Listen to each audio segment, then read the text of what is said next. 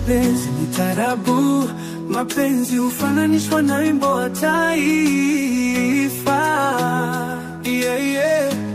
Mapenzi sawa ni hisia ila yanangonjela sana. Wakorintho sura ya 7 mstari wa 1.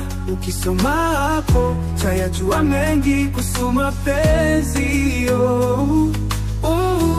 Yeah, yeah. Yanaumiza, mapenzi yanaumiza, mapenzi ni bora kuwa single, mapenzi ni changamoto. Shola, na enjoy, usibo na enjoy. Kiberiti, washa, yachome mapenzi. Kiberiti, yachome mapenzi. Naitwa David Jusito Manyelo.